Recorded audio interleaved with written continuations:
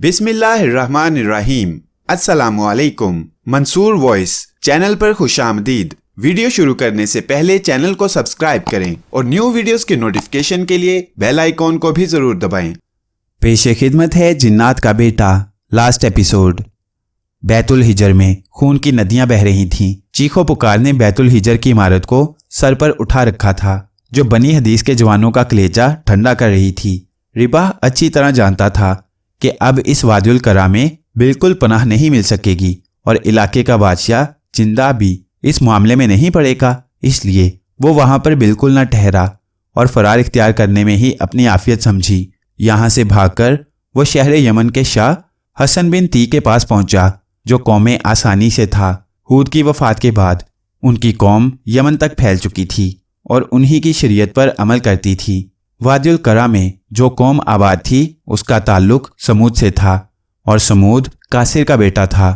کاسر عاد کے بھائیوں میں سے ایک تھا، جو عاد کے زمانے عروج میں ہی حجاز اور شام کے درمیان جا بسا تھا، اور یہیں پر اس کی نسل بڑھ رہی تھی، اور یہی علاقہ وادی القرا کہلایا، جو احقاف سے الگ ہونے کے باوجود قوم عاد ہی کی محکومی میں تھا۔ کاسر کی موت کے بعد اس کا بیٹا سمود اس علاقے کا حکمران بنا، اور سمود ہی کے بھائیوں میں ایک جدیس اور ایک تسم تھا، اور ان دونوں کی اولادیں بھی اس وادی القرا میں رہتی تھیں، مگر اقتدار سمود ہی کی اولاد کے پاس تھا، اور اس طرح یہ ساری قوم سمود کے نام سے مشہور ہوئی۔ حجر، جو کہ قوم سمود کے بادشاہ چندہ کا دارالحکومت تھا، اس کے قریب ایک جو کا علاقہ تھا، جس میں یہ دونوں بنی جدیس اور بنی تسم آباد تھے۔ یہ دونوں بڑے قبیلے اور جنگجو اپنے خود مختار ہونے کے باوجود جندہ کی محکومی میں تھے، اس لیے جندہ نہ تو انہیں چھیڑتا اور نہ ہی ان کے معاملے میں دخل اندازی کرتا۔ بہرکیف رباح کی درخواست پر چند روز بعد حسان اپنے قبیلے کے جوانوں کے ساتھ علاقہ جو کی طرف چل پڑا۔ رباح کی بہن کی شادی جدیس میں ہوئی تھی، اس لیے وہ بھی جدیس کی حمایتی بن گئی تھی، کیونکہ دستور کے مطابق عورت پہلے اپنے شوہر کی ہوتی ہے اور بعد میں کسی اور کی، مگر رباح کو اس کے حامی ہونے کی خبر نہ تھی۔ رباح کی طرح اس کی بہن بھی کچھ غیر معمولی صلاحیتوں کی مالک تھی، جن کے بارے میں رباح اچھی طرح واقف تھا۔ راستے میں رباح نے حسان کو بتایا کہ میری بہن سے زیادہ دور تک دنیا میں کوئی نہیں دیکھ سکتا۔ اس میں دیکھنے کی یہ خوبی ہے کہ وہ 3 مرحلے سے سوار کو دیکھ سکتی ہے، اس لیے مجھے یہ خطرہ ہے کہ کہیں وہ تم لوگوں کو نہ دیکھ لے۔ اس لیے بہتر ہے کہ قبیلے کا ہر ایک شخص ایک درخت کاٹ کر اپنے ہاتھوں میں لے لے اور پھر جو کے سفر پر روانہ ہو۔ رباح کے مشورے پر فوراً عمل کیا گیا۔ اتنی احتیاط کے باوجود اس کی بہن یمامہ کی تیز نظروں نے ان کو دیکھ لیا اور فوراً بنی جدیس کو ان کے آنے کی خبر کر دی۔ اس نے بنی جدیس کو بتایا کہ تمہاری طرف حمیری آ رہے ہیں، اور میں نے یہ بھی دیکھا ہے کہ بہت سے آدمی اپنے اپنے ہاتھوں میں درخت لیے ہوئے ان کے پیچھے آ رہے ہیں۔ بنی جدیس کی یہ بدقسمتی تھی کہ انہوں نے مقابلے کی تیاری نہ کی اور نہ ہی اپنی حفاظت کا انتظام کیا۔ انہوں نے اس امر کو عقل کے خلاف سمجھا۔ حسان اپنا لشکر لے کر دوسرے دن صبح سویرے بنی جدیس پر حملہ آور ہو گیا۔ انہوں نے بنی جدیس کے آدمیوں کی خون ریزی شروع کر دی۔ بنی جدیس آخری وقت تک لڑتے رہے، مگر تقدیر نے ان کا ساتھ نہ دیا اور انہیں شکست کا منہ دیکھنا پڑا۔ ان کے مکان اور قلعے سنسان ہو کر رہ گئے، ہر طرف ویرانی چھا گئی۔ افیرہ کا بھائی اسود زندہ بچ کر بھاگ نکلا، وہ ان کے شکنجے سے بچ کر پہاڑیوں کی طرف بھاگ گیا۔ لڑائی ختم ہونے کے بعد حسان کو معلوم ہوا کہ یمامہ نے حملے سے پہلے ہی بنی جدیس کو ان کے آنے کی خبر دے دی تھی۔ یمامہ کے پکڑنے کا حکم دیا۔ یمامہ کیونکہ رباح کی بہن تھی، اس لیے رباح حسان کے اس حکم سے ناخوش ہوا۔ اسے یقین تھا کہ حسان اس سے بدلہ لیے بغیر نہ رہے گا، اور وہ حسان کے ارادوں سے بھی واقف تھا۔ اس کی اس خوش فہمی نے بھی دم توڑ دیا تھا کہ حسان بنی جدیس کو تباہ کر کے یمن واپس چلا جائے گا، اور رباح اپنے قبیلے کا سردار بن کر اس پر حکمرانی کرے گا۔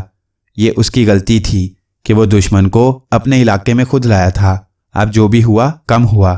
رباح کا پھر کسی کو علم نہ ہو سکا کہ وہ کہاں غائب ہو گیا، اور نہ ہی وہ اس وقت موجود تھا جب حسان کے حکم پر اس کی بہن کو دونوں آنکھوں سے اندھا کیا جا رہا تھا۔ رباح کی بہن یمامہ کا اصل نام زرقا تھا، اس کو غزہ بھی کہتے تھے، اور اس وادی کے بعد بستی جو کا نام یمامہ رکھا گیا اور یہی مشہور ہوا۔ بعد میں یہ بستی ایک شہر کی شکل اختیار کر گئی۔ بنی جدیس کی ہلاکت کے بعد جب حسان نے جو پر قبضہ کیا تو اس کی خبر وادی القرا کے دارالحکومت ہجر تک پہنچی۔ جب وہاں کے بادشاہ جندہ کے کانوں تک یہ خبر پہنچی تو وہ بھڑک اٹھا۔ اسے کسی صورت منظور نہ تھا کہ باہر کا دوسرا قبیلہ آ کر ان پر اپنی حکمرانی کرے۔ البتہ اس علاقے پر بنی جدیس یا بنی تیسم کی حکومت پر اسے کوئی اعتراض نہ تھا۔ اس نے حسان سے جنگ لڑنے کا فیصلہ کیا اور تیاری کر کے جنگ شروع کر دی۔ جنگ کے نتیجے میں جندہ فتح سے ہمکنار ہوا اور حسان کو الٹے پاؤں یمن واپس جانا پڑا۔ اے حامہ، وادی القرا میں اللہ کے نبی کا ظہور ہو چکا ہے، لیکن میں تمہیں واقعات اور حالات سے آگاہ کر دوں جو تمہیں غیر موجودگی میں وادی القرا میں پیش آ چکے ہیں۔ میں نے چونک کر زلطاس کی جانب دیکھا اور پھر افسوس کے ساتھ کہا، اے زلطاس، زمانہ اتنی جلدی کروٹ بدل گیا۔ میں تو ابلاق اور ابلیس کے تعاقب میں شہر ابکتانہ کے پیچھو خم میں کھو گیا، مگر مجھے احساس ہی نہ ہوا کہ وقت اتنی تیزی سے گزر بھی جائے گا۔ زلطاس بولی، حامہ، کیا تم اس حقیقت کو بھول گئے ہو کہ ہر مخلوق کے لیے دن رات اور وقت کی حیثیت کیا ہے؟ تم جنات میں سے ہو، تمہارے لیے وقت زمانوں تک دراز ہے۔ بے شک دن اور رات تمہارے لیے بھی ایک سے ہیں، مگر ان کی ساعتیں تمہارے لیے مختلف ہیں۔ ہاں اے زلطاس، میں جانتا ہوں، لیکن اے زلطاس، مجھے اپنوں کی بھی خبر سناؤ کہ وہ کہاں ہیں۔ زلطاس بولی، حامہ، ارم تو کب کی ختم ہو چکی ہے، لیکن غفان زندہ ہے۔ تم نے اسے لاہوتی قوتوں سے مالا مال کیا تھا، وہ شہر اتفاق میں رہ رہا ہے۔ بت پرستوں اور معبد خانوں کے خلاف اس کی جنگ جاری ہے، شانور اس کا ساتھ دے رہی ہے، مگر اے حامہ، وہ سب تمہارے بارے میں متفکر ہیں۔ شانور بے چین و بے قرار ہے۔ اے حامہ، حدید اور شاہ ہوشنگ تمہیں ایک نئے عذابناک امتحان میں مبتلا کرنے والے ہیں، اور ابلیسی قوتیں تمہیں اس دلدل میں غرق کرنے کے لیے بےتاب ہیں۔ اے حامہ، میں چاہتی ہوں کہ تمہیں وادی القرا کے حالات سے آگاہ کر دوں اور تم ابلیسی قوتوں کے خلاف برسر پیکار ہونے سے پہلے اللہ کے نبی حضرت صالح علیہ السلام پر ایمان لے آؤ، تاکہ نیکی کی قوتیں تمہاری قوتوں میں اضافہ کر دیں۔ سنو، میں چاہتی ہوں تمہیں اللہ کے برگزیدہ بندے کے حالات سناؤں کہ وہ کیسے حسین و جمیل ہیں اور وہ کہاں مقیم ہیں۔ اس وقت وادی قرا میں ایک نوجوان بہت زیادہ شہرت پا رہا ہے۔ بہت سے لوگ اس کے گن گایا کرتے ہیں۔ اس کا سرخ و سفید رنگ، سر کے بال باریک اوپر کی طرف اٹھے ہوئے اور کالے ہیں، ان میں کچھ بھورا پن بھی ہے۔ یہ نوجوان لمبے قد اور سڈول جسم کا مالک ہے۔ ننگے پاؤں رہنا اس کی خاصیت میں شمار ہے۔ وہ اکیلا رہتا ہے۔ اس نے کبھی اپنے باپ ابیل کے گھر رہنا پسند نہیں کیا۔ حضرت ہود علیہ السلام کی تعلیمات کی کچھ روشن کرنیں اس وادی میں بھی آ پہنچی تھیں، جس کی وجہ سے یہاں پر کچھ لوگوں کے دل ان کی تعلیمات سے منور تھے۔ ان لوگوں نے دارالحکومت ہجر میں ایک مسجد تعمیر کی، جس پر وہ ہود علیہ السلام کی دی ہوئی تعلیم کے مطابق اپنے خدا کی عبادت کیا کرتے ہیں۔ ان لوگوں کا کافروں اور مشرکوں سے کوئی واسطہ نہیں ہے اور نہ ہی کسی سے الجھنے کی کوشش کرتے ہیں۔ ابیل کا بیٹا بھی انہی لوگوں میں شمار ہوتا ہے۔ ان لوگوں کی تعداد بہت کم ہے۔ وہ کسی دوسرے کافر یا مشرک کو مجبور نہیں کرتے کہ وہ ان کی تعلیمات کے مطابق زندگی گزارے، اس لیے کافروں کو ان کی بالکل پرواہ نہیں ہوتی۔ ان ایمان والوں کا تعلق قوم سمود سے ہی ہے۔ وہ لوگ جو ہود علیہ السلام کے زمانے میں ایمان لے آئے تھے، ان کی وفات کے بعد وہ بھی منکر ہو گئے تھے۔ ہود علیہ السلام کو اس وقت دنیا سے گزرے تقریباً 100 برس گزر چکے ہیں۔ ان کے بعد بہت سے لوگوں نے ان کے مذہب کو چھوڑ کر اپنا پرانا مذہب اختیار کر لیا ہے۔ یہی وجہ ہے کہ اب ایمان والوں کی تعداد بالکل کم رہ گئی ہے۔ ان سے پہلے خدا کی طرف سے آنے والے نبیوں کی تعلیم کو بھی فراموش کیا جا چکا ہے۔ یہ پوری قوم بتوں کی پوجا کرتی ہے۔ اپنی طاقت، دولت اور حکومت پر انہیں گھمنڈ ہے، اور اپنے ہاتھوں سے تراشے ہوئے پتھروں کو، بتوں کو، انہوں نے خدا کا نام دیا ہوا ہے۔ ان بتوں کے نام خر، زمریر ہیں۔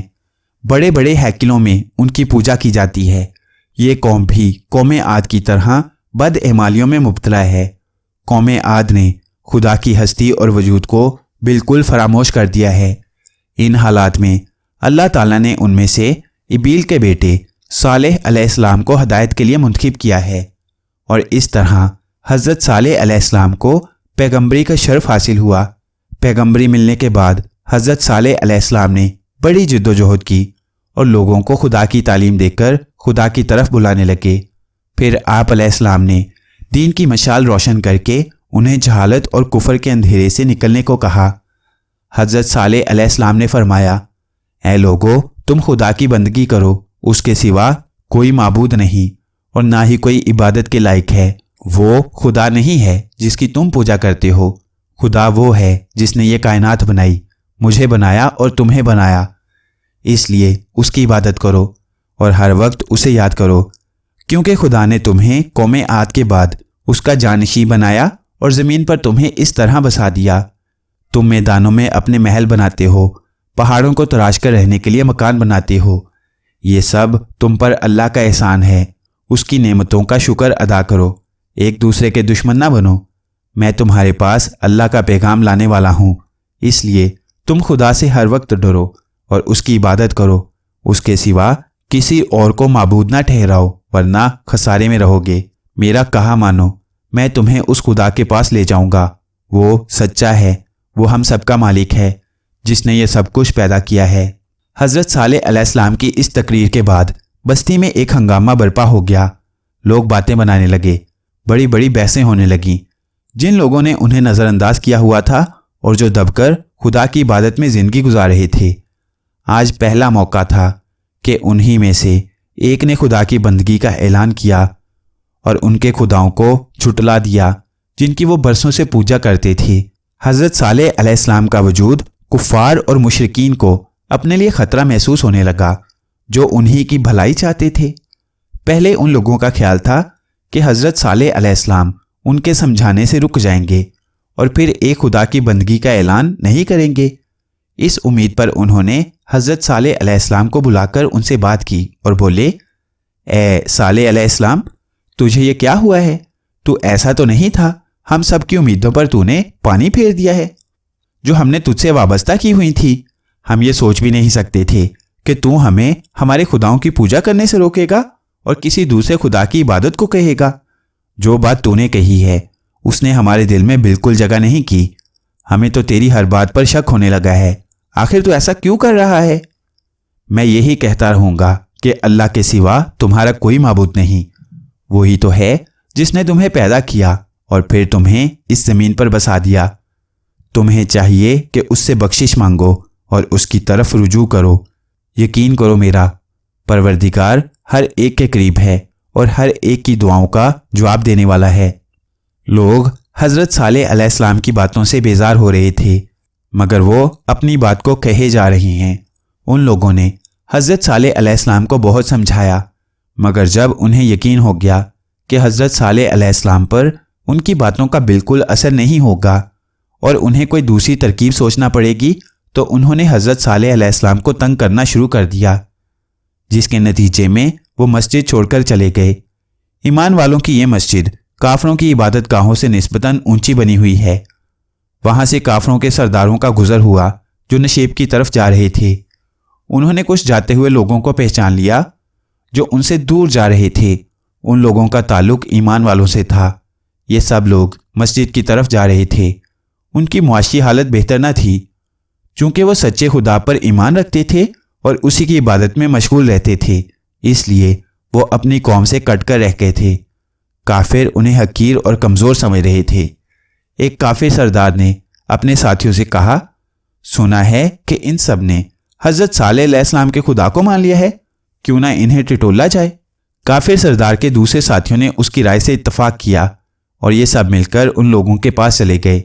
ان کافروں میں سے کسی نے انہیں رکنے کو کہا اور پھر دوسرے سردار نے ان لوگوں سے کہا، کیا تم نے واقعی سچ مچ تسلیم کر لیا کہ حضرت صالح علیہ السلام خدا کا بھیجا ہوا ہے؟ اس میں تو ایسی کوئی بات دکھائی نہیں دیتی۔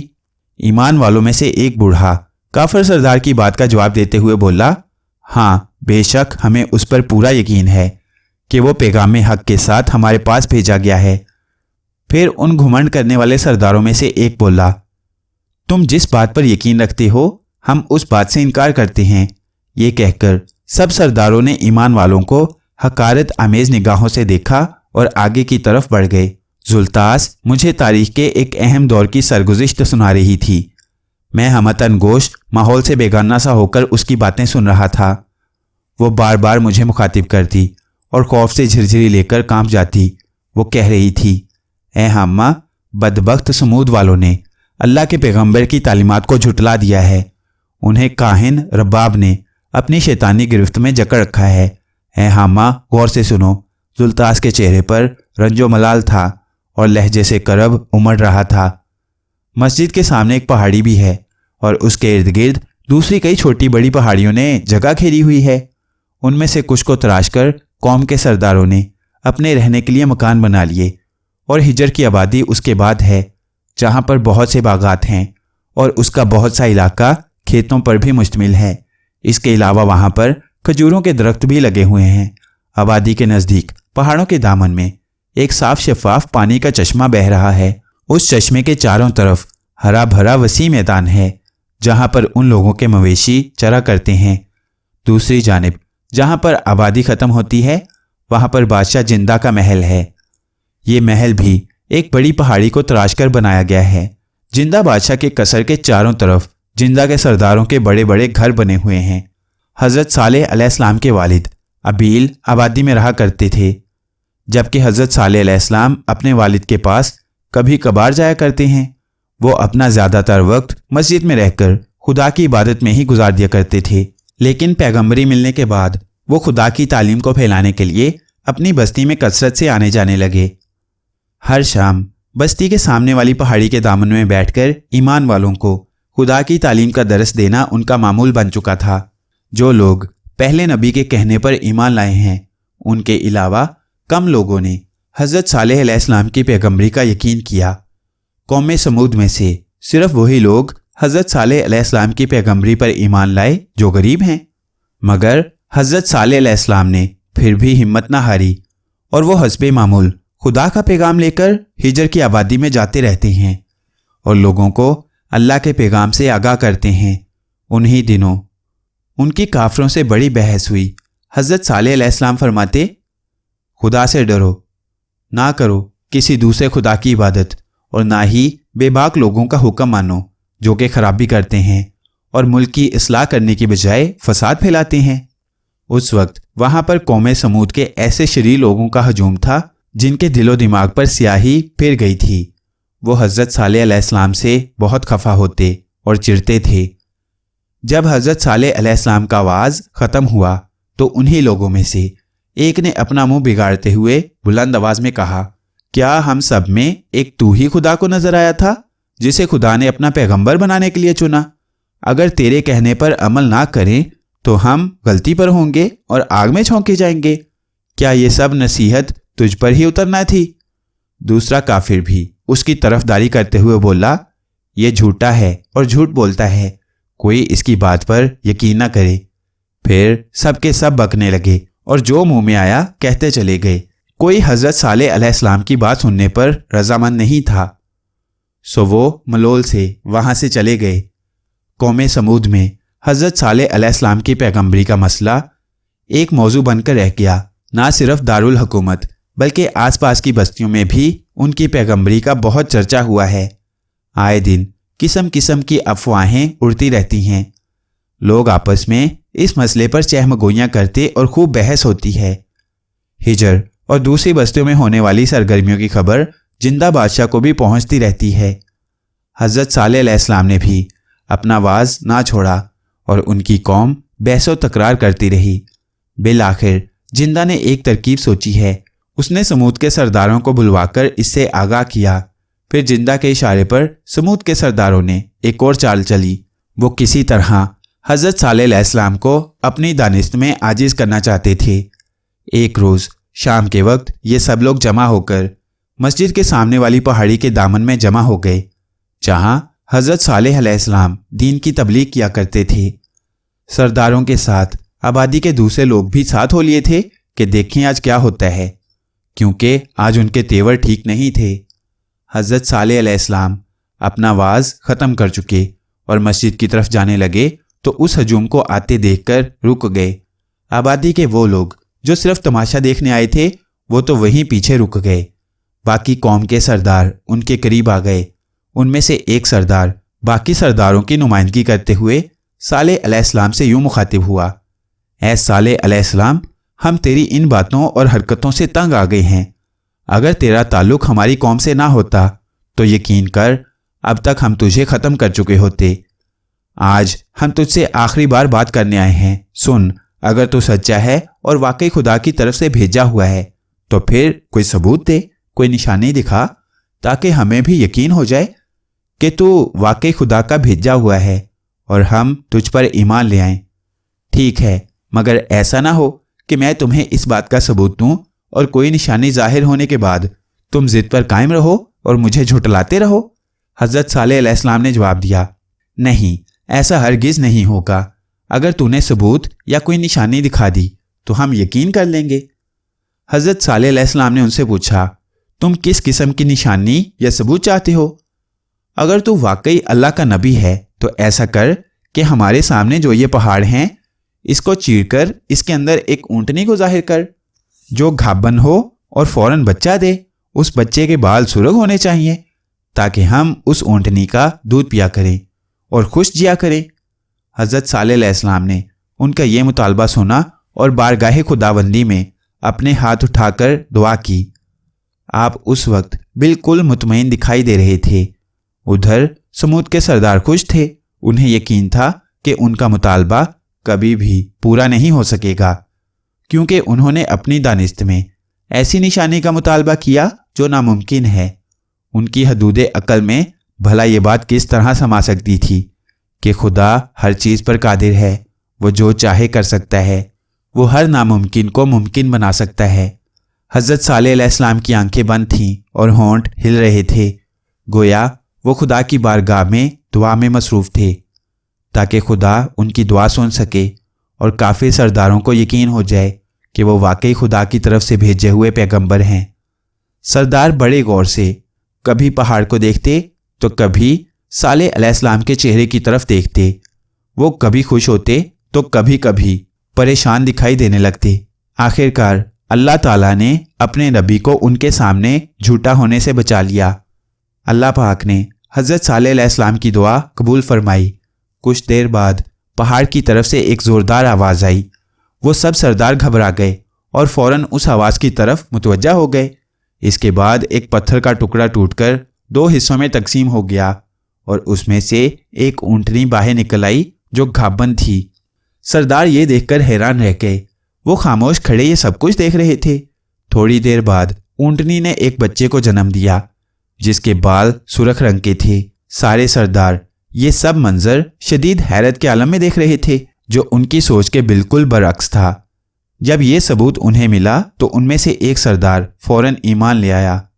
دوسرے سردار بھی جب ایمان لانے لگے تو ہیکل کے کاہن رباب نے انہیں روک دیا اور سختی سے بولا، تم یہ کیا کر رہے ہو؟ رک جاؤ، مت لاؤ اس پر ایمان، اس نے ہماری آنکھوں پر جادو کر دیا ہے، تم ہرگز نہ بدلو۔ سردار جو ایمان لانے لگے تھے انہوں نے اپنا ارادہ بدل دیا۔ اسی دوران اونٹنی دوبارہ بولی اور اسی پہاڑی کے دامن میں اپنے بچے کے ساتھ چرنے لگی جس سے وہ پیدا ہوئی تھی۔ کافروں کے لیے یہ بڑی حیران کن بات تھی۔ کاہن رباب نے جب یہ اندازہ لگا لیا کہ قوم کے سردار حضرت صالح علیہ السلام کے اس ثبوت سے متاثر ہو گئے ہیں اور وہ ضرور اس کے مذہب کو اپنا لیں گے، سرداروں کو متاثر ہوتے دیکھ کر کاہن کہنے لگا، یہ عقل کے بالکل خلاف ہے کہ ایک چٹان کے پتھر سے ایک اونٹنی نکل آئی اور پھر اس نے ایک بچے کو جنم دیا۔ یہ اسرار جادو ہے۔ مجھے یقین ہے کہ صالح علیہ السلام بہت بڑا جادوگر ہے۔ اس نے اپنے جادو کے زور سے یہ سب کر کے دکھایا تاکہ ہم اس سے متاثر ہو جائیں اور اس کا مذہب اختیار کر لیں۔ کاہن نے سرداروں کے ذہن کو جھنجھوڑ کر ایک نئی راہ دکھائی۔ ان میں سے ایک سردار نے کاہن کی بات کی فوراً تائید کی اور کہنے لگا، یہ واقعی جادو ہے۔ اس نے خود کو منوانے کے لیے جادو کے زور پر پتھر سے اونٹنی کو نکالا اور پھر اس نے بچہ دیا۔ بھلا اس سے بڑا جادو اور کیا ہو سکتا ہے؟ یہ ہرگز خدا کی طرف سے نہیں بھیجا گیا ہے۔ یہ سب سردار آپس میں بحث میں مصروف تھے اور ایک دوسرے کی ہاں میں ہاں ملا رہے تھے۔ ادھر وہ پتھر سے جنم لینے والی اونٹنی اور اس کا بچہ چرتے چرتے اس چشمے پر گئے جو قریب ہی بہہ رہا تھا۔ ان سرداروں کی نظر جب اونٹنی پر پڑی تو سب کے سب اس غرض سے اس کی طرف دوڑے آئے کہ دیکھیں بھلا یہ اونٹنی کدھر جاتی ہے اور کیا کرتی ہے۔ حضرت صالح علیہ السلام وہیں پر ہی رہے جہاں ان کے دوسرے ایمان والے ساتھ کھڑے تھے۔ سردار جب چشمے پر پہنچے تو ان کی آنکھیں یہ دیکھ کر دنگ رہ گئیں کہ اونٹنی اور اس کا بچہ چشمے کا سارا پانی پی گئے ہیں اور چشمے کو بالکل خشک کر دیا ہے۔ کاہن نے جب یہ دیکھا تو جھٹ سے اس نے اپنی پہلی بات کی تائید کرنا چاہی اور فوراً بولا، دیکھو میں کہہ رہا تھا نا کہ یہ جادو کی اونٹنی ہے۔ بھلا کسی جاندار نے کبھی پتھر سے بھی جنم لیا ہے اور تم نے کبھی یہ سنا یا دیکھا ہے کہ ایک جانور چشمے کا سارا پانی پی کر اسے خشک کر دے؟ یہ سب جادو ہے اور ہمیں بہکانے کا بہانہ ہے۔ ایک سردار نے اپنے ساتھیوں کو سمجھاتے ہوئے کہا، کاہن ٹھیک ہی کہتا ہے اور میرا خیال بھی یہ ہے۔ حضرت صالح علیہ السلام نے اسے جادو سے پیدا کیا اور جادو سے ہی سارا پانی پلا دیا، ورنہ یہ اتنا پانی کیسے پی سکتی تھی؟ اونٹنی جب چشمے کا سارا پانی ختم کر چکی تو وہ اپنے بچے کو لے کر پھر پہاڑوں کی طرف چرنے نکل گئی۔ وادی القرا میں وہ واحد چشمہ تھا جس کا پانی وہاں کے لوگ پیتے تھے۔ باہر کیف سردار یہ سب کچھ دیکھ کر خاموشی سے واپس لوٹ گئے۔ انہوں نے حضرت صالح علیہ السلام سے مزید کوئی بحث نہ کی، مگر دوسرے دن صبح ہی وہ سب مل کر حضرت صالح علیہ السلام کے پاس آ گئے۔ آپ اس وقت مسجد سے نکل کر آبادی کی طرف جا رہے تھے۔ حضرت صالح علیہ السلام ان کو آتا دیکھ کر رک گئے۔ سردار ان کے پاس آئے اور شکایت کی کہ کل جو تو نے پتھر سے اونٹنی بنائی تھی وہ چشمے کا سارا پانی پی گئی ہے۔ ہم لوگ پانی نہ ہونے کی وجہ سے بہت پریشان ہیں، ہمارے گھروں میں پانی نہیں، سب پیاسے بیٹھے ہیں، ہم تیری اونٹنی اور اس کے بچے کو باندھ دیں گے۔ حضرت صالح علیہ السلام نے ان کی تمام شکایت سن لینے کے بعد انتہائی نرم لہجے میں جواب دیا، اے میری قوم کے لوگوں، یہ اونٹنی ایک فیصلہ کن ثبوت اور نشانی ہے جو کہ اللہ کے نام پر تمہارے لیے چھوڑی گئی ہے۔ تم اسے نہ پکڑنا، اسے کھلا چھوڑ دو، وہ جہاں چاہے جائے اور جہاں چاہے کھائے۔ تم اسے کسی قسم کا نقصان نہ پہنچاؤ، ورنہ تمہیں بہت نقصان ہوگا جو کہ اللہ کی طرف سے تم پر عذاب کی صورت میں نازل ہوگا، اس لیے تم اسے کچھ نہ کہنا۔ مگر صالح علیہ السلام، ہم پانی کہاں سے پئیں گے؟ ہمارے مویشی بھی پیاسے مر جائیں گے، اور وہ جو ہمارے بچے گھر پر پیاسے بیٹھے رو رہے ہیں ان کا کیا بنے گا؟ حضرت صالح علیہ السلام نے جواب دیا، یہ چشمہ ایک روز تمہارے لیے بہے گا جس کا پانی تم پیو گے اور تمہارے مویشی پئیں گے، اور ایک روز اس اونٹنی کے لیے بہے گا جس کا پانی وہ اور اس کا بچہ دونوں پئیں گے۔ سو تم اپنی باری پر جتنا پانی چاہے چشمے سے لے لینا، مگر اس کی باری میں اسے ہرگز تنگ نہ کرنا، ایسا نہ ہو کہ ایک بڑے دن کی آفت کی طرح اونٹنی تمہیں پکڑ لے۔ تم کبھی بھول کر بھی اس اونٹنی کو مارنے کی کوشش نہ کرنا اور نہ ہی اسے کچھ کرنے سے روکنا۔ جب تک یہ اونٹنی تمہارے درمیان موجود رہے گی تم پر اللہ کا کوئی عذاب نازل نہیں ہوگا، تم ہر عذاب سے محفوظ رہو گے۔ اس کے بعد پھر یہی ہوا کہ ایک روز چشمے کا پانی لوگ استعمال کرتے اور دوسرے روز چشمے کا پانی اونٹنی پیتی۔ جب سے اونٹنی نے پتھر سے جنم لیا اور یہ معجزہ ظہور میں آیا، ایمان والوں کے ایمان میں مزید پختگی آ گئی اور ان کے مزید حوصلے بڑھ گئے۔ اب وہ غریب ہونے کے باوجود ان کافروں سے ڈرتے تھے اور نہ ہی ان کی غلط باتوں کو سنتے تھے۔ کافروں نے حضرت صالح علیہ السلام کو خود ہی ایک بڑا ساحر مشہور کر دیا تھا۔ اب وہ حضرت صالح علیہ السلام کے ماننے والے لوگوں سے جھگڑتے تو ضرور، مگر زیادہ نہیں، یعنی حد سے نہ گزرتے۔ انہیں اونٹنی پر بہت غصہ آتا کیونکہ اونٹنی کو دیکھ کر ان کے مویشی بھاگ جاتے تھے، اور پھر ایک روز پانی نہ ملنے کی وجہ سے انہیں اور بھی غصہ آتا۔ انہی وجوہات کی بنا پر ان کی کشیدگی بڑھتی چلی گئی۔ کبھی کبھی کوئی کافر غصے میں آ کر اونٹنی کو مار دینے کی دھمکی بھی دیتا۔ حضرت صالح علیہ السلام ان کی تمام باتوں سے واقف تھے، مگر اس کے باوجود وہ کافروں کو سمجھاتے اور انہیں ہدایت کرتے کہ ایک اللہ کو مانو۔ ایک بار انہوں نے کشیدگی کے دوران لوگوں سے تبلیغ کرتے ہوئے کہا، اے لوگو، تم بھلائی سے جلد چھٹکارا حاصل کرنا کیوں چاہتے ہو؟ کیوں برائی مانگتے ہو؟ اللہ سے اپنی بخشش کیوں نہیں چاہتے؟ ہو سکتا ہے خدا تم پر رحم کر دے۔ اس پر ایک کافر نے جل کر کہا، ہم نے تیرے قدموں کو منحوس پایا ہے اور تیرے ساتھ تیرے ان چند ساتھیوں کو بھی منحوس پایا جو اندھے ہو کر ایمان لے آئے۔ جب سے تو نے ہمیں ہمارے مذہب سے روکنا چاہا ہے اس وقت سے ہمیں مصیبتوں نے گھیرا ہوا ہے۔ حضرت صالح علیہ السلام نے جواب میں کہا، تمہاری بری قسمت اللہ کے پاس ہے، تمہیں ایمان والوں سے لڑنا جھگڑنا نہیں چاہیے، تمہیں ان کے ساتھ اچھا برتاؤ کرنا چاہیے۔ تمہاری قسمتوں کے ذمہ دار یہ ایمان والے نہیں بلکہ اللہ ہے، اور یہ اونٹنی جس سے تم جلتے ہو اور اس کے لیے دل میں برے خیالات کو جگہ دیتی ہو، یہ تمہارے درمیان اسی کی نشانی ہے۔ اونٹنی کا ذکر سن کر وہ اور بھی زیادہ بگڑ گئے اور طرح طرح کے الزام لگانے لگے۔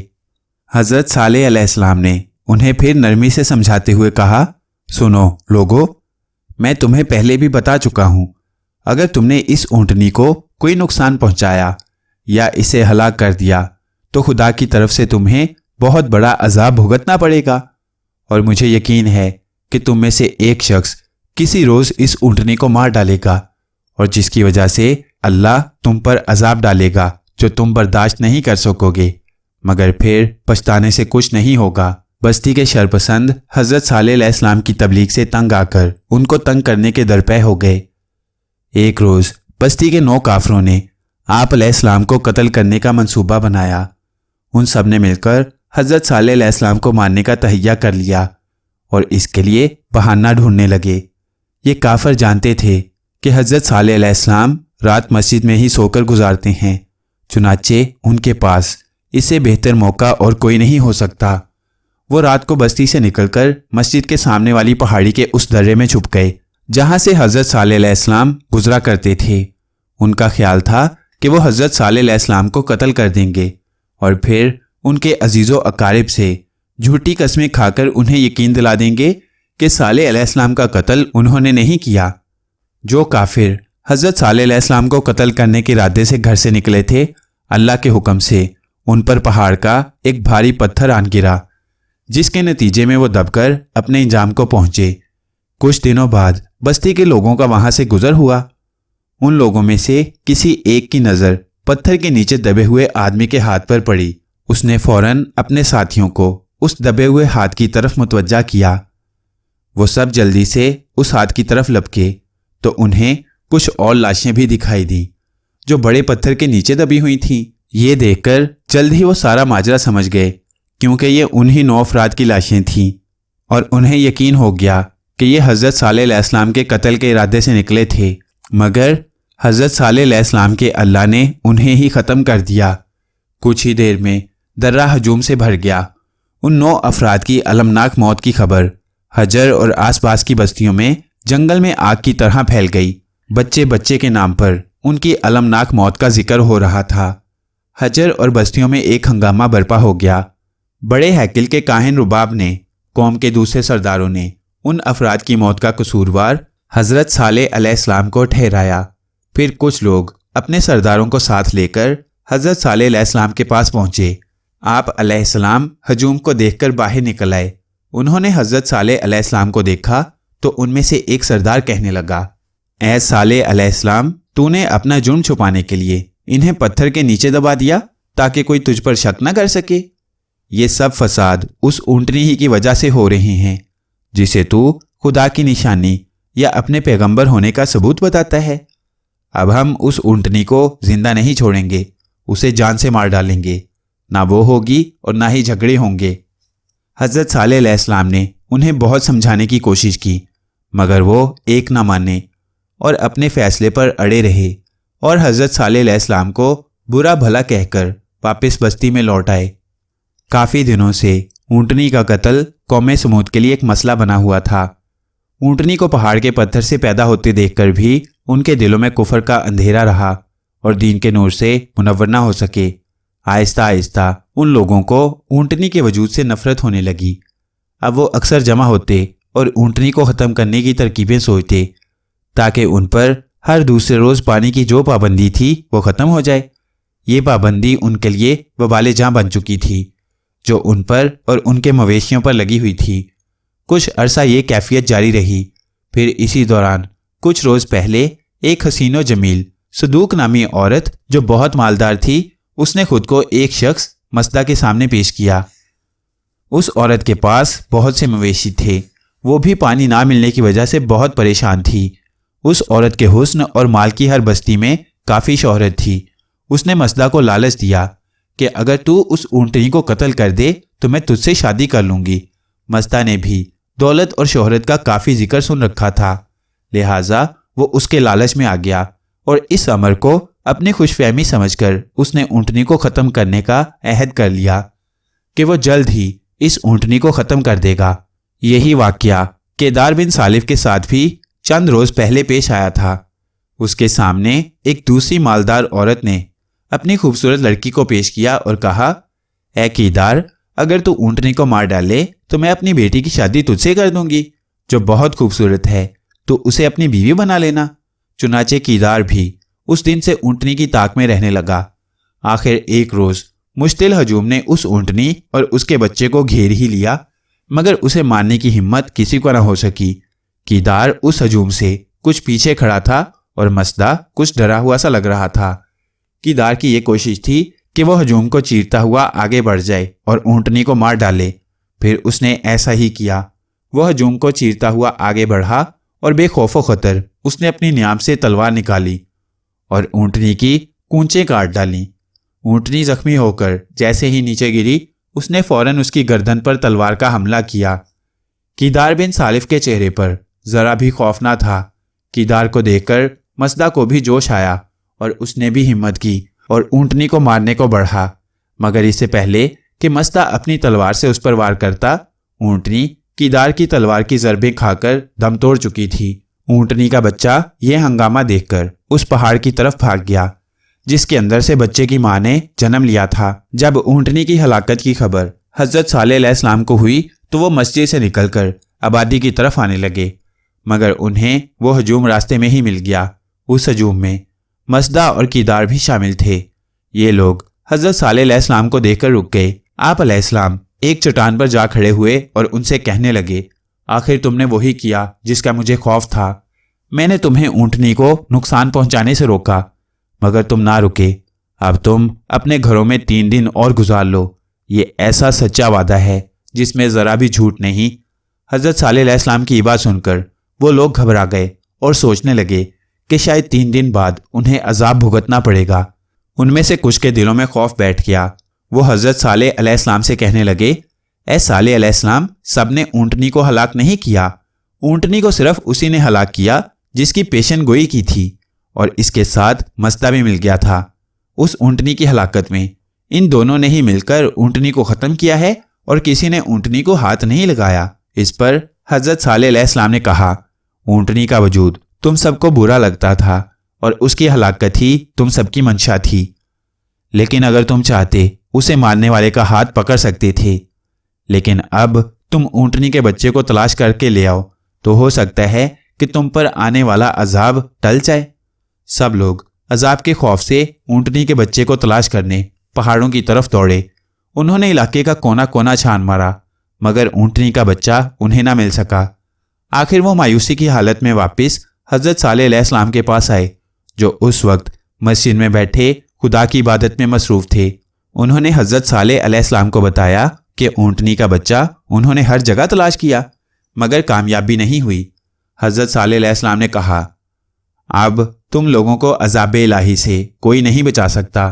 پھر آپ علیہ السلام نے لوگوں کو عذاب کی نشانیاں بتاتے ہوئے کہا، عذاب کے پہلے دن تم سب کے چہرے زرد پڑ جائیں گے، اور دوسرے دن تمہارے چہروں کا رنگ سرخ ہو جائے گا، اور پھر تیسرے روز تمہارے چہروں کا یہ سرخ رنگ سیاہی میں تبدیل ہو جائے گا۔ اس کے بعد تم پر مزید خدائی عذاب نازل ہوگا۔ یہ صرف تمہارے لیے ہی نہیں بلکہ ساری قوم کے لیے ہوگا۔ بادشاہ جندہ بھی اس عذاب میں مبتلا ہوگا، اور بڑا ہیکل کا کاہن بھی اس عذاب کی لپیٹ میں آئے گا، جس نے مجھے ساحر کا نام دے کر مشہور کیا تھا اور میرا مذاق اڑایا تھا۔ خدا کو جھٹلانے والے صرف تم ہی چند نہیں ہو، بلکہ تمہاری ساری قوم نے خدائے واحد کو جھٹلایا ہے اور سرکشی کی ہے۔ اس عذاب سے صرف وہی بچ سکیں گے جو خدائے واحد پر ایمان لے آئے۔ انہیں اس عذاب سے کوئی تکلیف یا نقصان نہیں پہنچے گا۔ پھر حضرت صالح علیہ السلام کی پیشن گوئی کے مطابق اگلے روز عذاب کی علامتیں ظاہر ہونا شروع ہو گئیں۔ پہلے دن تو ان کے چہرے زرد ہو گئے، دوسرے دن ان پر سرخی آ گئی، اور تیسرے روز سب کے چہرے سیاہ ہو گئے۔ جب ان تینوں رنگوں نے اپنا رنگ ان کے چہروں پر جمایا تو انہیں حضرت صالح علیہ السلام کی پیغمبری پر یقین آنے لگا اور انہیں سچا ماننے لگے، مگر ضد میں آ کر انکار کرتے رہے۔ اب ان کے چہروں پر موت کی زردی چھائی ہوئی تھی۔ پھر اسی رات ایک ہیبت ناک آواز نے وادی القرا کو سر پر اٹھا لیا اور سب لوگ اسی حالت میں مر گئے جس حالت میں وہ بیٹھے تھے۔ ادھر کافروں پر خدا کا عذاب نازل ہوا اور دوسری طرف خدا نے حضرت صالح علیہ السلام اور ان کے ایمان والے ساتھیوں کو اپنی امان میں لے لیا۔ جب دن کی روشنی نے رات کے اندھیرے کو مسخر کیا اور ہر طرف صبح کا نور پھیل گیا تو بستی میں ہر طرف تباہی ہی تباہی پھیلی ہوئی نظر آئی۔ نہ بادشاہ کا عالی شان محل تھا جس میں بادشاہ بڑی شان سے رہا کرتا تھا، اور نہ ہی بڑے ہیکل تھے۔ وہ مکان تھا، سب کچھ تباہ و برباد، نیست و نابود ہو کر رہ گیا۔ ان سب کو زمین نے نگل لیا تھا۔ جب حضرت صالح علیہ السلام ایمان والوں کو ساتھ لے کر آبادی کی طرف گئے تو آپ علیہ السلام پر رنج و ملال طاری تھا۔ وہ ہجر جو کچھ دن پہلے ایک پر رونق شہر بنا ہوا تھا تباہ ہو کر کھنڈر بن گیا تھا۔ چونکہ وادی القرا خدا کے نازل کیے گئے عذاب سے تباہ ہو گئی تھی اور رہنے کے قابل نہ رہی تھی، اس لیے حضرت صالح علیہ السلام اپنے ساتھیوں کو لے کر فلسطین کی جانب ہجرت کر گئے۔ یہاں پر ہر قسم کی سہولت میسر تھی۔ وہ فلسطین کے علاقہ رملہ میں جا کر آباد ہو گئے، وہاں کچھ دن قیام کیا اور پھر وہاں سے بھی ہجرت کر کے مکہ چلے گئے۔ ذوالطاس قوم سمود کی تباہی کی داستان سناتے سناتے رونے لگی۔ اس کے گلنار چہرے کو رنج و علم نے پھیکا کر دیا۔ میں بھی انسانوں کی تباہی و بربادی کی داستان سن کر بے تحاشا رویا تھا۔ میرے دل میں حضرت صالح علیہ السلام کو دیکھنے کی خواہش مچلنے لگی۔ اے میرے غمگسار، میری حیات بے مایا کے رازدار، میری بات ایک توجہ سے سنو۔ حامہ نے مجھے ایک طویل وقفے کے بعد مخاطب کیا اور پرجوش انداز میں بولا، تم میں سے بہت سارے انسان، افسوس کہ ان میں مسلمان بھی ہیں، مخلوق جنات کے وجود سے منکر ہیں۔ اللہ تعالیٰ ایسے مسلمانوں کو ہدایت دے۔ میں ان کی تباہی کے لیے بد دعا نہیں کر سکتا، کیونکہ مسلمان میرے نبی محترم رسول خدا حضرت محمد صلی اللہ علیہ وآلہ وسلم کی قوم ہے۔ یہ ضرور کہوں گا کہ قرآن و احادیث اور تاریخی کتابوں میں مخلوق جنات کے بارے میں بہت کچھ لکھا گیا ہے۔ اگر تم لوگ غور کرو اور ان نشانیوں پر توجہ دو جو جنات کے وجود کو ظاہر کرتی ہیں تو تمہیں ہماری مخلوق سے متعلق بدگمانی نہیں ہوگی۔ سنو، میں کہہ رہا تھا کہ اللہ تعالیٰ نے بنی آدم کی اصلاح کے لیے اپنے جتنے بھی پیغمبر اس زمین پر بھیجے ہیں، وہ انسانوں کے علاوہ جنات کو بھی امر بالمعروف والنہی والمنکر کی ہدایت فرماتے تھے۔ جنات چونکہ عام انسانوں کو نظر نہیں آتے، اس لیے تم لوگ اس بات کی حساسیت اور حقانیت کو نہیں سمجھ سکتے، مگر یہ بات سمجھ لو کہ اللہ کے بندوں سے یہ مخلوق پوشیدہ نہیں ہے۔ یہ کہنے کا مطلب یہ ہے کہ حضرت آدم علیہ السلام سے لے کر حضرت محمد مصطفیٰ صلی اللہ علیہ وآلہ وسلم کے زمانہ ختم نبوت تک تمام نیک و صالح امن پسند جنات نے اسلام قبول کیا۔ پس جب میں نے یہ سنا کہ حضرت صالح علیہ السلام مکہ میں تشریف فرما ہیں تو میرے دل میں آپ علیہ السلام کی دیدار کی امنگیں بےتاب ہو گئیں۔ ہماری بستیاں مکہ میں آباد تھیں۔ مجھے یہ اطمینان ہو گیا تھا کہ اللہ کے پیغمبر کے قدم مبارک اس خطہ مقدس میں پہنچے ہیں تو ہمارے باغی جنات بھی سرکشی سے تائب ہو جائیں گے۔ اے میرے ہمدرد، اس زمانے میں حضرت نوح علیہ السلام کی اولادیں پورے کرۂ ارض پر پھیل چکی تھیں۔ انسانوں کی بستیاں صرف صحرائے احقاف تک محدود نہیں تھیں، بلکہ آج جب تمہاری دنیا 21ویں صدی میں داخل ہو چکی ہے تو آج کے مشہور شہر اور ملک اس دور میں آباد ہوئے تھے۔ فلسطین کا شہر رملہ، جہاں مسلمانوں پر یہودیوں کے مظالم ٹوٹ رہے ہیں، یہ شہر حضرت صالح علیہ السلام کی تشریف آوری سے پہلے ہی آباد ہو چکا تھا۔ شہر ابکتانہ کی تمہیں داستان سنا دی تھی، مصر اور نیل کے قصے بھی تم سن چکے ہو۔ کہنے کا مطلب یہ ہے کہ اس زمانے میں انسانی آبادی دنیا کے مختلف خطوں میں پھیل چکی تھی، اور اللہ تعالیٰ نے ان تمام بستیوں میں اپنے صالح بندوں کو ہدایت کے لیے مامور کیا تھا۔ ہم مسلمانوں کا عقیدہ ہے کہ اللہ تعالیٰ نے 1,24,000 نبی مبعوث کیے ہیں، مگر ان عظیم اور عہد ساز شخصیات کے کتنے نام ہمیں یاد ہوں گے؟ 40، 50، 60، 100؟ میں تمہیں یہ سمجھا رہا ہوں کہ لاکھوں سال سے قائم اس دنیا میں اللہ تعالیٰ نے اپنے نبی بھیجے جو ہر اس آبادی میں پہنچے جہاں جہاں انسان آباد تھے، مگر ہمیں ان بستیوں کے ناموں اور کارناموں کا پورا علم نہیں۔ اے میرے ہمراز، میری یہ داستان ہوشربا تمہیں عجیب لگ رہی ہوگی۔ تم اس داستان کو آگے سناؤ گے تو اکثریت اسے جھٹلائے گی اور تم پر بہتان بھی لگیں گے۔ تمہیں اس داستان کو سنانے کا مقصد صرف اور صرف یہ ہے کہ دیکھو، اللہ تعالیٰ کی بنائی مخلوق عرفہ یعنی انسان کو ابلیس نے کس کس طرح گمراہ کیا ہے، اور نیک کاروں کو شیطانی قوت کے خلاف جہاد کرتے ہوئے کن کن مصائب سے گزرنا پڑتا ہے۔ ابلیس نے روز قیامت تک اللہ تعالیٰ سے یہ مہلت مانگی ہے کہ وہ زندہ رہے گا اور انسانوں کو اپنے خالق کے آگے جھکنے سے روکے گا، انسانوں کو بدی پر مائل کرے گا، دنیا میں امن قائم نہیں ہونے دے گا۔ ابلیس تو نفرت، حسد اور انتقام کی آگ ہے جو ابن آدم کو مکر و فریب اور چال بازیوں سے گمراہ کرتا ہے۔ اے میرے معزز مہمان، تم انسان بھی بڑے عجیب ہو۔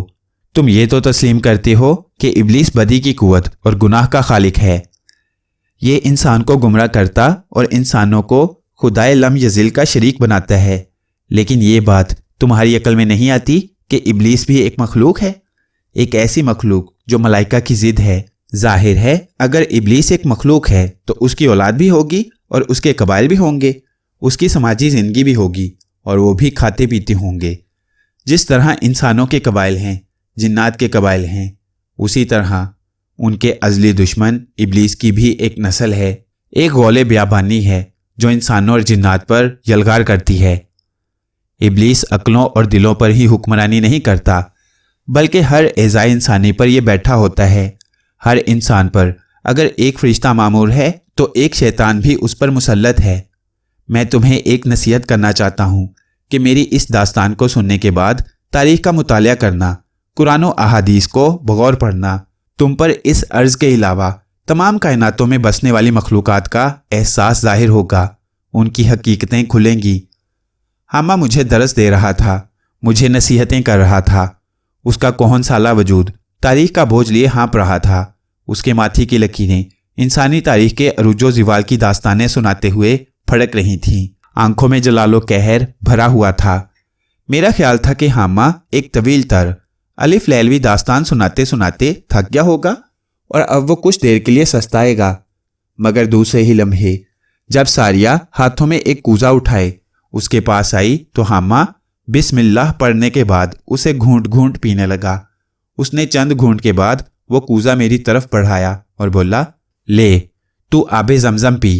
میں نے عقیدت و ممنونیت کے ساتھ کوزہ لیا اور بسم اللہ پڑھ کے شیریں آب زمزم پینے لگا۔ مجھے راحت و سکون مل گیا اور میرے قلب و ذہن پر چھائی تھکن اور دھند تحلیل ہو گئی۔ حامہ ایک بار پھر حشاش بشاش ہو گیا تھا۔ میں نے متبسم انداز میں ساریہ کی جانب دیکھا جو دزدیدہ نظروں سے میری جانب دیکھ رہی تھی۔ حامہ نے اس کے سر پر چپت رسید کی تو ساریہ جھینپ گئی۔ حامہ نے کہا، میری بچی، آج کی رات یہ میرے پاس ہی رہے گا، اس رات میں رواں داستان کا باب پورا کر دوں گا، تو فجر کے بعد آنا اور اسے لے جانا، یہ تیرا بھی مہمان ہے۔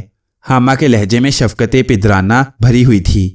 میں نے شرما کر سر نیچے کر لیا۔ ساریہ میری آگ میں جل رہی تھی، میری خاطر اس نے بڑے دکھ اٹھائے تھے۔ ساریہ باپ کی بات سنتے ہی چلی گئی تو حامہ ایک بار پھر مجھ سے مخاطب ہوا، ہاں تو سنو، زلطاس نے مجھے قوم سمود کی تباہی کے حالات بھی سنا دیے تھے اور یہ بھی تنبیہ کر دی تھی کہ ملکہ حدید مجھے کسی آزمائش میں مبتلا کرنا چاہتی تھی۔ میں نے زلطاس سے کہا، اے میری غمخوار، کیا اب تو واپس چلی جائے گی؟ وہ بولی، حامہ میں تیرے ساتھ ہی رہوں گی، اب مجھے کسی قسم کا خطرہ نہیں ہے، لیکن میں چاہتی ہوں کہ تو ایک بار مکہ سے ہوا۔ میں نے اس کی بات پر غور کیا اور کہا، پھر تم میرے ساتھ ہی چلو۔ زلطاس نے میری بات مان لی اور ہم دونوں کچھ دیر کے لیے شہر ابگتانہ کے طلسم کدے سے نکل کر پرواز پکڑنے لگے۔ زلطاس نے میرا ہاتھ تو تھام لیا اور شہر ابگتانہ کو سندلی خشموں کے حصار میں چھوڑ کر کوہ دماوند پر پہنچے، لیکن اس لمحے مجھے شانور شہر ابگتانہ کے قلعے پر کھڑی نظر آئی۔ میں نے دیکھا کہ شانور کے بال بکھرے ہوئے تھے اور قہر و غضب سے مٹھیاں بھینچ کر وہ ابگتانہ کے طلسم کدے میں داخل ہونے کی تگ و دو کر رہی تھی، مگر اس شہر طلسم کی پراسرار قوتیں اس کو شہر کے اندر داخل ہونے سے روک رہی تھیں۔ जुल्तास के चेहरे पर सरासीमगी तारी हो गई। उसने मुट्ठियां भींचते हुए कहा, काश शानूर इस वक्त यहाँ ना आती। मैं खुद हैरान हूं कि शानूर यहाँ क्या करने आई है। मैंने उलझते हुए सोचा, फिर कहा, जुल्तास मुझे शानूर की मदद करनी होगी। मुझे खदशा है कि शहर अबगताना का तिलिस्म उसे गर्क न कर दे। मैं जल्दी से फसीले शहर की जानिब बढ़ा, मगर शोमई किस्मत से उसी लम्हा अबगतान की पुरस्कार कुव्वतों ने शानूर के लिए रास्ते खोल दिए और शानूर उनसे शहर में दाखिल हो गई। उसी वक्त मुझे एक नमस्कराना नुस्वानी कहकहा सुनाई दिया। यूं लगा जैसे वो मकरूह कहकहा मेरी बेबसी पर लगाया गया हो। जुल्तास ने मेरी तरफ देखा और पूछा, हाँ माँ, तुम जानते हो ये कहकहा किसने लगाया है? मैंने लाइल्मी जाहिर की तो वो बोली, ये मलका हदीद है। मलका हदीद? मैंने ताज्जुब से पूछा, उसने कहकहा क्यों लगाया है? जुल्तास ने सर्द आह भरी और कहा, हाँ माँ, मलका हदीद इब्लीस की दासी है।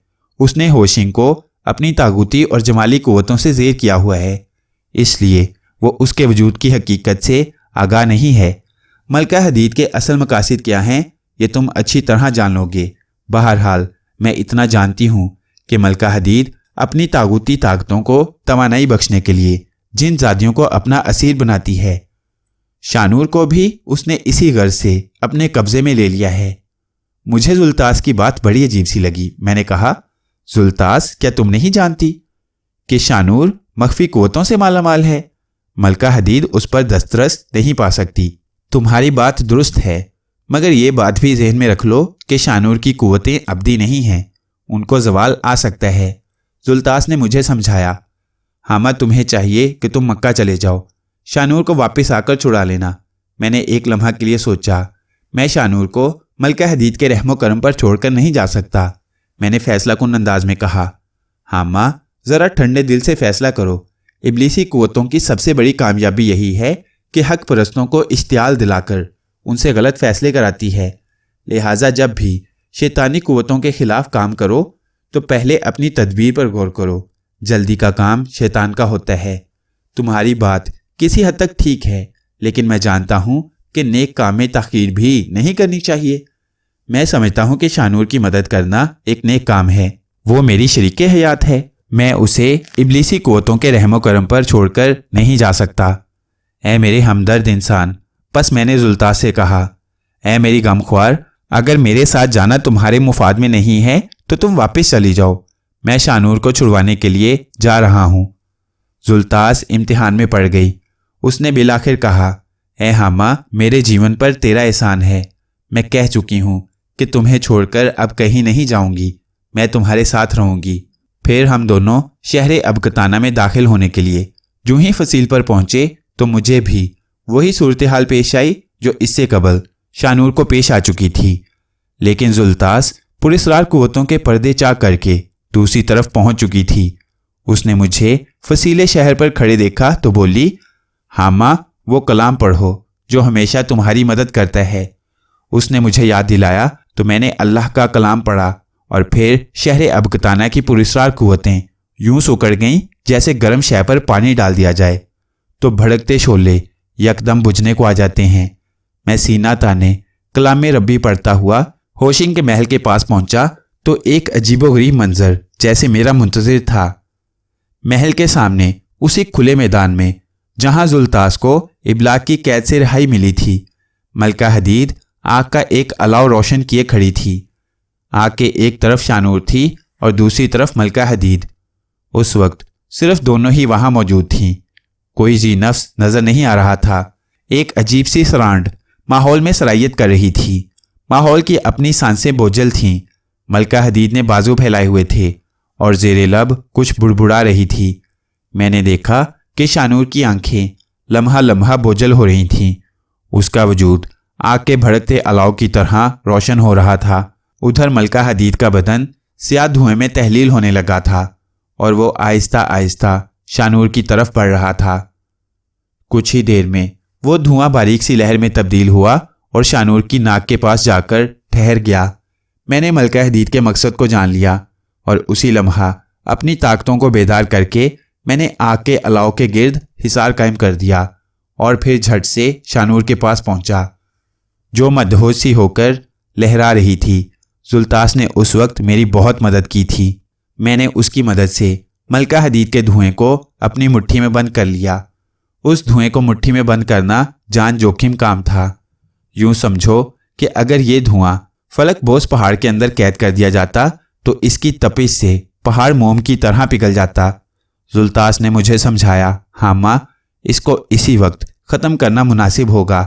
مجھے یقین ہے کہ اگر ہم نے ملکہ حدید کو جہنم واصل کر دیا تو شہر ابگتانہ پر طاری دوہرا طلسم بھی ختم ہو جائے گا اور ہوشنگ اس کی اصلی طاقتوں کے جال سے باہر آ جائے گا۔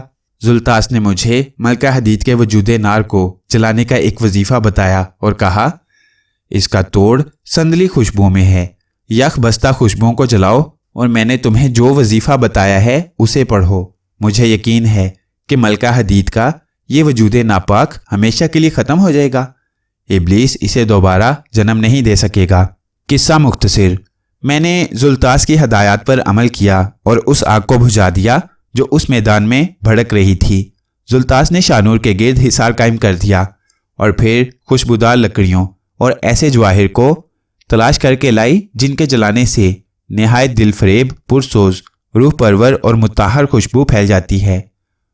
ان خوشبویات کی برکت سے گندی مخلوق جل کر خاکستر ہو جاتی ہیں۔ زلطاس نے ہی خوشبویات کو جلایا اور مجھے پڑھائی کے لیے کہا۔ میں نے اللہ کا وہ کلام جو میں صدیوں سے پڑھتا آ رہا تھا پڑھنا شروع کیا تو ماحول کی قدورت بتدریج ختم ہونے لگی۔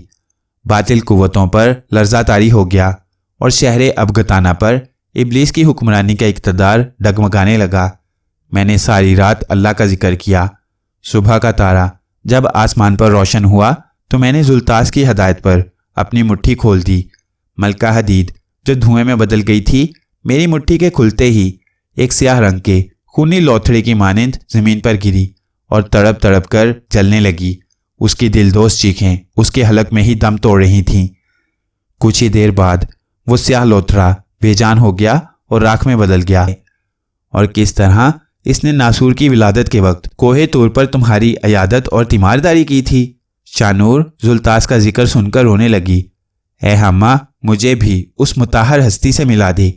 اس سے قبل کہ میں کچھ کہتا، زلطاس کی آنکھوں میں نمی آ گئی اور وہ شانور کے شانوں پر ہاتھ رکھ کر بولی، شانور، میں تمہارے پاس ہوں۔ شانور نے پلٹ کر زلطاس کو دیکھا اور اس حسن لازوال کو دیکھ کر مبہوت ہو کر رہ گئی۔ زلطاس نے اسے اپنے ساتھ لپٹا لیا۔ میں ان دونوں کو دیکھ کر مسکرانے لگا۔ اسی لمحہ شانور دیوانہ وار میری طرف پلٹی اور بولی، ہاں ماں، تمہیں زلطاس کیسی لگتی ہے؟ بہت اچھی، مہربان، میں نے کہا۔ تو پھر اسے میں کہیں نہیں جانے دوں گی۔ اس نے زلطاس کا ہاتھ مضبوطی سے تھام لیا اور بولی، اے ہاں ماں، تم زلطاس سے شادی کر لو۔ یہ سنتے ہی میرے دل میں کوسے قضا کے سارے رنگ پھیل گئے اور آنکھوں میں تمناؤں کے دیپ روشن ہو گئے۔ زلطاس نے شرما کر چہرہ نیچے کر لیا۔ میں نے لمحہ بھر کے توقف کے بعد کہا، شانور، یہ تو زلطاس کی مرضی پر منحصر ہے کہ وہ تمہارے ہامہ کو اس عزت کے قابل سمجھتی بھی ہے کہ نہیں۔ مجھے یقین ہے کہ زلطاس میری التجا کو ٹھکرائے گی نہیں۔ شانور نے محبت بھرے وثوق کے ساتھ کہا کہ زلطاس کے گلنار چہرے پر مسکراہٹ پھیل گئی۔ شانور نے اس سے دریافت کیا، اے زلطاس، کیا تم میری التجا کو ٹھکرا دو گی؟ زلطاس نے محبت پاش نظروں سے میری جانب دیکھا اور پھر منہ سے کچھ نہ بولی، صرف سر کو اسبات میں ہلا کر رہ گئی۔ شانور اسے دوبارہ لپٹ گئی۔ اے میرے ہمدرد مہمان، میری یہ داستان ابھی صدیوں پر محیط ہے۔ اگر زندگی نے وفا کی تو تمہیں اس کے سارے ابواب سنا کر رہوں گا۔ صبح ہونے والی ہے۔ اس سے پہلے کہ آفتابی کرنوں سے اس غار کے دھانے میں روشنی اتر آئے، میں تمہیں کچھ باتیں بتانے کے بعد ایک وعدہ پورا کروں گا۔ مجھے یقین ہے کہ تم ایفائے عہد میں میری التجا کو رد نہیں کرو گے۔ میں ہمتن گوش ہو گیا۔ ہم دونوں شہر ابگتانہ سے رخصت ہونے سے قبل ہوشنگ کے پاس پہنچے۔ وہ میٹھی نیند سو رہا تھا۔ میں نے اسے جگایا اور اسے ملکہ حدید کی اصلیت سے آگاہ کرنے کے بعد کہا کہ وہ اپنی قوتوں کو حق پرستی کے لیے استعمال کرے۔ میں نے اس کے مصری دوستوں سے بھی ملاقات کی اور اس جن زادی سومار کو تلاش کرنا چاہا جسے میں ملکہ حدید کے قبضے سے نجات دلانا چاہتا تھا۔ مگر وہ مجھے کہیں نہ ملی۔ غالباً وہ واپس اپنے قبیلے میں چلی گئی تھی۔ ہم تینوں کوہ ابو قبیس میں آ گئے۔ میں نے غفان کو بھی وہاں بلا لیا۔ میں کئی صدیوں تک ابو قبیس میں ہی مقیم رہا۔ یہ عجیب بات ہے کہ زلطاس سے میری کوئی اولاد نہیں ہوئی۔ زلطاس اور شانور میں بہنوں جیسی محبت تھی۔ میں اللہ کے نیک و صالح بندوں کے ساتھ دنیا میں پھیلی ہوئی بنی نوع انسان کے پاس تبلیغ کے لیے جاتا رہا۔ ہر دور کی داستان بڑی لرزہ خیز ہے اے میرے ہمدرد انسان۔ چونکہ اب ہماری ملاقات کا وقت ختم ہو رہا ہے، وہ دیکھو غار کے دھانے پر سنہری کرنیں پھوٹ رہی ہیں۔ اجالے کا سفر شروع ہونے والا ہے۔ ساریہ بھی آ گئی ہے۔ پس مجھ سے وعدہ کرو جس کا میں تجھ سے عہد لینا چاہتا ہوں۔ حامہ نے مجھ سے کہا، اے میرے مہربان وجود جنات کے ہمراز، کیا تو میری بیٹی ساریہ سے شادی کرے گا؟ حامہ کی اس پیشکش میں ایک مجبور باپ کی بے بسی بھی تھی۔ ساریہ کی خوشبو پورے غار میں پھیل چکی تھی۔ حامہ میرا مہربان تھا، میں اس کی بات ٹال نہیں سکتا تھا، مگر میں ایک جن زادی سے شادی کیسے کر سکتا تھا؟ میں نے بزرگوں سے سنا تھا کہ انسان اور جنات میں شادیاں ہو سکتی ہیں، مگر اس کی قیمت بہت زیادہ ادا کرنی پڑتی ہے۔ میں جوان تھا، خوبصورت تھا۔ ساریہ کی محبت میری رگوں میں سرایت کر چکی تھی۔ میں اسے کھونا نہیں چاہتا تھا۔ ساریہ کی بدولت حامہ کی قربت بھی مجھے میسر ہوتی۔ میں نے فوراً تو جواب نہ دیا، البتہ کہا، اے حامہ، میں تیرے ساتھ تعلق قائم کر کے فخر محسوس کروں گا، مگر میری لاچارگی تمہارے سامنے ہے۔ میں تمہارے مسائل سمجھتا ہوں۔ حامہ نے سر ہلایا اور کہا، اگر ایک انسان کے پاس علوم کا خزانہ ہو تو جنات اس پر قدرت حاصل نہیں کر سکتے۔ حامہ نے مجھے سمجھایا، میں تمہیں علوم سکھاؤں گا۔ علوم کی یہ طاقت تمہیں کبھی بھی جنات کا مطیع نہیں ہونے دے گی۔ البتہ تم جب چاہے اس مخلوق کو اپنی قوت سے تسخیر کر سکتے ہو۔ میں حامہ کی خواہشات کا خون نہیں کرنا چاہتا تھا۔ میں نے اپنا سر جھکا دیا۔ میری رضامندی جانتے ہی پورے غار میں خوشبوؤں کا چھڑکاؤ ہونے لگا اور پتھریلی غار سے خوشیوں اور شادمانیوں کے نغمے پھوٹنے لگے۔ حامہ کے چہرے پر ایسی شادابی اور سکون طاری ہوا کہ اس نے مجھے اپنے سینے کے ساتھ لگا لیا۔ اس نے مجھے والہانہ لپٹاتے ہوئے کہا، تم نے اس بوڑھے کی لاج رکھ لی ہے۔ آج سے تم میرے بیٹے ہو۔ کل صبح سے میں تمہیں علوم کی طاقت دوں گا۔ اس کے بعد تم ساریہ سے شادی کر لینا، پھر تم اپنی ساریہ کو لے کر لاہور چلے جانا۔ تمہارے گھر والے بہت پریشان ہیں۔ کچھ وقت وہاں گزارنے کے بعد واپس یہاں آ جانا۔ حامہ نے اپنا کہا سچ کر دکھایا۔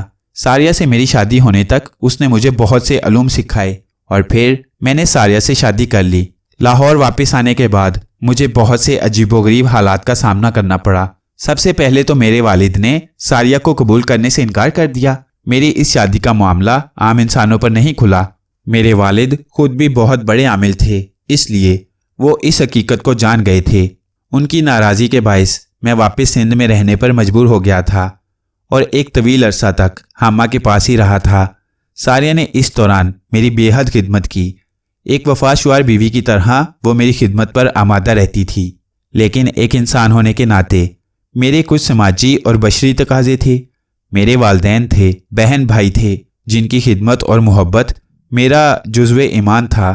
پس ایک طویل عرصہ تک حامہ کے پاس رہنے اور علم کی پیاس بجھاتے رہنے کے بعد میں واپس اپنے گھر آ گیا اور زندگی کے معاملات میں کھو کر رہ گیا۔